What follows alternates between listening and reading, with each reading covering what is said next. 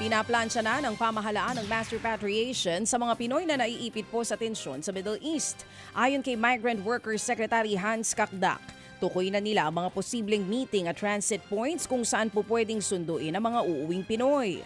Sa ngayon po ay nakataas ng Alert Level 3 sa ilang mga bansa. Habang Alert Level 2 naman sa UAE, Bahrain, Kuwait, Qatar, Saudi Arabia at Israel. Alert Level 3 nga po sa Lebanon.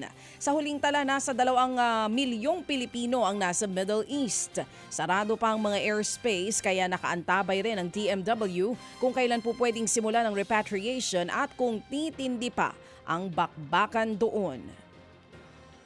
Naniniwala naman pong isang law expert na may sapat na basihan para umusad ang kaso ng dating Pangulong Rodrigo Duterte sa International Criminal Court o ICC. May 2 buwan ng pre-trial chamber para desisyonan ang resulta ng confirmation of charges hearing. Ayon kay San Beda Graduate School of Law Dean Father Ranilio Aquino, maganda ang pagkakalatag ng mga ebidensya ng prosecution laban kay Duterte. Naniniwala din siyang hindi tatanggapin ng ICC ang depensa ng kampo ni Duterte na purely rhetoric o salita lamang ang mga naging pahayag niya noong panahon ng drug war. It's not a question of guilt or innocence. It's a question of what they call in law substantial evidence. And when you say substantial evidence, ang natatanging tanong ay may ebidensya ba? May ebidensya ba na maging basehan ng paglilitis o wala? And I think the prosecution did a very good job.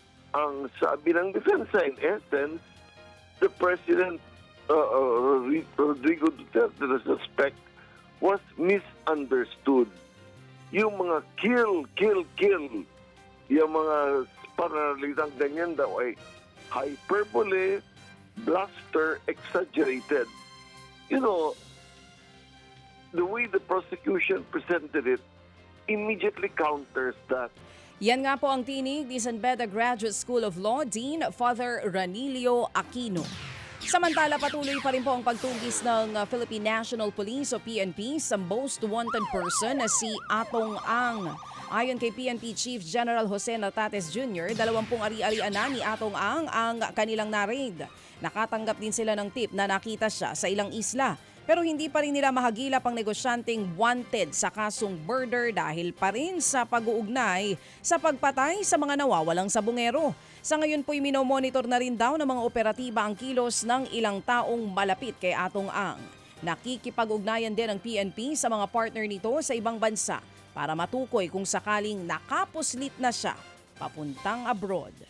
Mga kapatid, brothers and sisters, saan ka pa? Dito na tayo sa Totoo.